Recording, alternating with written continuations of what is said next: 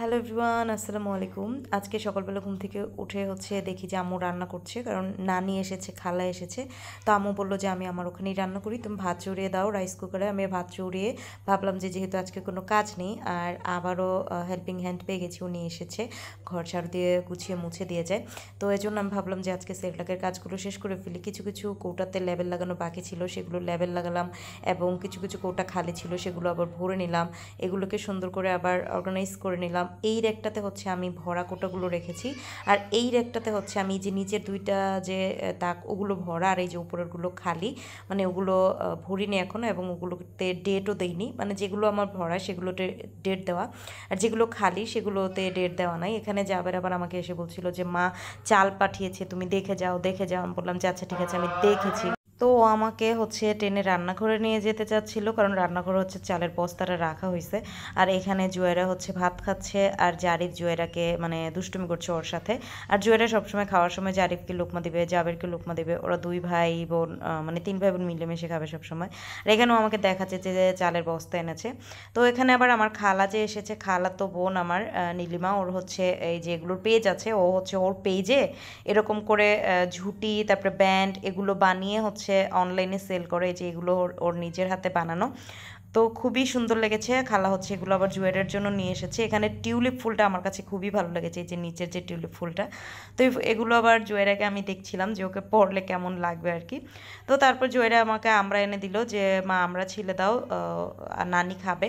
তা ও আবার বলের ভিতরে পানি নিয়ে আমরা এনে ছিলুনি সব কিছু আমার বিছানায় নিয়ে এসেছে।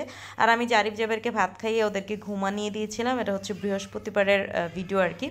তো আমরা ছিলার পর আবার জুয়েলের বাবা এসেছে। আমি আবার জুয়েলের বাবার সাথে একটু মানে কোনো একটা বিষয় নিয়ে রাগ করে আছি। তো জুয়েরা ওর সাথে আমি কথা বলি নাই গত রাত থেকে। তো এসে আমার রাগ ভাঙানোর ট্রাই করছিল ভাত খাওয়ার পর। আমি ওকে ভাত বেড়ে দিইনি, জুয়েরে ভাত বেড়ে দিয়েছে। ও আমার রাগ ভাঙানোর ট্রাই করছিল, আর জুয়েরে এসে বলে যে বাবা ও এইটার আমাকে আর কি বলছিল ঠিক এইভাবে যে বাবা এইটার রাগ না ভাঙিয়ে এইটার একটু ঘুরায় নিয়ে আসো, তো দেখবা যে সব রাগ চলে যাবে।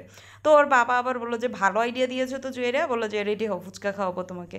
তো আমি আবার মানে আমাকে কেউ কিছু সাধলে বা আমাকে কেউ ঘুরতে নিয়ে যাওয়ার কথা বললে আমি আবার না করতে পারি না, আমার আবার লজ্জা লাগে আর কি। তো আমি চটপট করে রেডি হয়ে গেলাম। আর এখানে ও বাইকের ভিতরেও আমার সাথে ঝগড়া করছিল। আমি আবার ওকে ভিডিও করছিলাম যে ঝগড়া করো করো, আমার অডিয়েন্সও দেখুক যে তুমি ঝগড়া করলে তোমার মুখটা কত সুন্দর লাগে। তো এরকম করে দুষ্টুম করছিল। আর ও এত এত জায়গা আমাকে ঘুরায়। কেরানীগঞ্জের এমন কোনো অলিগলি নেই যে আমরা যাইনি। বিশেষ করে আর কি গ্রাম সাইডের দিকে দোহার যাওয়ার সময় যে রাস্তাটা পড়ে, ওইটা তো অসাধারণ সুন্দর। তো এখানে আবার একটা নতুন রাস্তা ছিল, মানে একটা শাখা রাস্তা। ওর বাবা বলছিল যে এটাতেও ঢুকি দেখি মানে কি কি কি পাই। গতবারও কিন্তু আমরা একটা নতুন রাস্তা এক্সপ্লোর করেছিলাম। তো এখানে ঢুকে দেখি মানে খুবই সুন্দর আর কি সব কিছু। আর অনেক সুন্দর ছিল জায়গাটা। এখানে ডুপ্লেক্স বাড়ি ছিল। কিছুক্ষণ পর পর ওর বাবাকে বলছিলাম এখানে যদি আমার একটা ডুপ্লেক্স বাড়ি থাকতো। ও আর কি বলছিল তাহলে আর যখন তখন বাজার করতে মন চাইলে বা মাছ কিনতে মন চাইলে দৌড়ায় বাজারে যাইতে পারতাম না।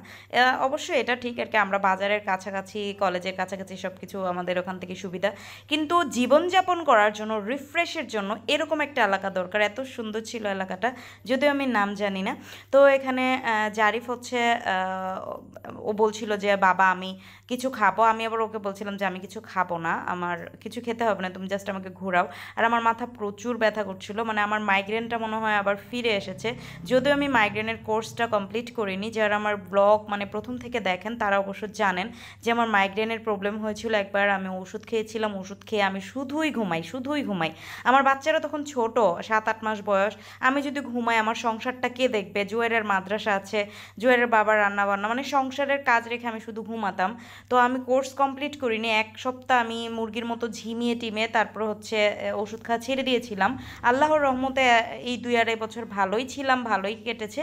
এখন আবার আর কি নতুন করে মাইগ্রেনের ব্যথাটা আর কি করে, প্রতিদিন দুপুরের পর থেকে মাইগ্রেনের ব্যথা শুরু হয় রাতে ঘুমানোর আগ পর্যন্ত।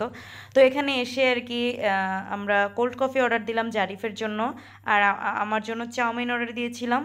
ক্যাফে 10 এখানে এসেছিলাম আর কি। তারপর চাউমিন খেয়ে নিলাম, আর জারিফের কোল্ড কফিটা কিন্তু আমি অর্ধেক খেয়েছি, তারপরে হট কফি খেয়েছি, বাসায় চলে আসলাম। বাসায় এসে আবার জুয়েরা নুডলস রান্না করেছে, ও রান্না করেছে। আম্মু আবার বারবার বলছিলাম যে আম্মু আমি খাবো না, ও বারবার বলছিল আমি একটু খাও একটু খাও। তো নুডলসটা দেখতেও খুব সুন্দর হয়েছে, ওর মন রাখার জন্য আর কি আমি খেলাম। কারণ আমি খুবই অল্প খাই, আমার হাতির মতো শরীরটা থাকলে কি হবে, আমি খুবই অল্প খাই। এই যে দেখেন না, হাতির মতো মোটা মোটা হচ্ছে আমার হাত। তো আজকে সকালে হচ্ছে পার্সেলের দায়িত্বটা আমি জুয়েরিয়া আর নিধাকে দিয়েছি, ওরা খুব সুন্দর করে পার্সেলটাকে রেডি করেছে, তাল মিস্ত্রি সেরেলাক এগুলো রেডি করেছে। আর আমি হচ্ছে 2 বালতি কাপড় ধুয়েছি, কারণ আমার ওয়াশিং মেশিনটা নষ্ট হয়ে গেছে। 2 বালতি কাপড় ধোয়ার পর জারিফ আর জাবেরকে, ভাইয়া জারিফ জাবের জুয়েরিয়া নিধা, আমার খালাতো বোন একটা উপমা, ওদেরকে হচ্ছে ভাইয়া গোসল করে দিয়েছে ছাদের উপরে, সবসময়ই আর কি এরকম করে। তো জারিফ আর জাবেরকে আমি আবার ওদেরকে রেডি করিয়ে দিলাম, ওরা ওর মামার সাথে হচ্ছে নামাজ আদায় করতে যাচ্ছে, জুমার নামাজ। ওরা মাশাআল্লাহ প্রতি শুক্রবারে জুমার নামাজ আদায় করে। ওরা জুমার নামাজ আদায় করার পর জারিফ আবার অর্ধেক নামাজে ঘুমিয়ে গেছে, জারিফকে দিয়ে গিয়েছিল ভাইয়া, তারপরে জাবেরকে নিয়ে আবার জয়নগর গিয়েছে আপুর কবর জিয়ারত করতে। ওখান থেকে এসে জাবেরকে আমি আবার রেডি করিয়ে দিলাম। জারিফ তখন ঘুমে, জাবেরকে রেডি করিয়ে দিলাম, জুয়ের বাবার সাথে একটা দাওয়াত খেতে গেল। তারপরে এই যে পরিটাকে সাজিয়ে দিলাম, ও হচ্ছে বউ সাজবে আর কি। তো আমি আমার বিয়ের যে শাড়ি ছিল, এটা হচ্ছে আমার বিয়ের শাড়ি 2015 সালের 17 রোজে আমার বিয়ে হয়েছিল, তখন ছিল জুলাইয়ের 5 তারিখ।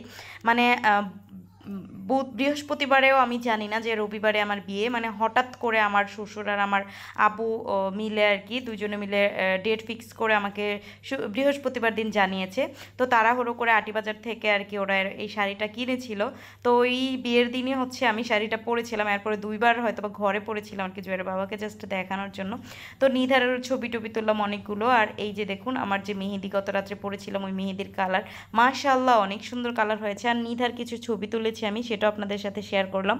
মানে ওকে পুরো একটা পরীর বাচ্চা লাগছিল আর কি। দেখুন তো ওর সাজটা কেমন হয়েছে মাশাআল্লাহ, মানে ওকে যে ফাউন্ডেশনই আমি দেই না কেন, ওর স্কিন টোনের চেয়ে আর ব্রাইট হয় না মাশাআল্লাহ। ও এতটা বেশি একদম মানে দুধ ফর্সা। মাশাআল্লাহ বলবেন অবশ্যই সবাই, মাশাআল্লাহ বলবেন। আল্লাহ হাফেজ।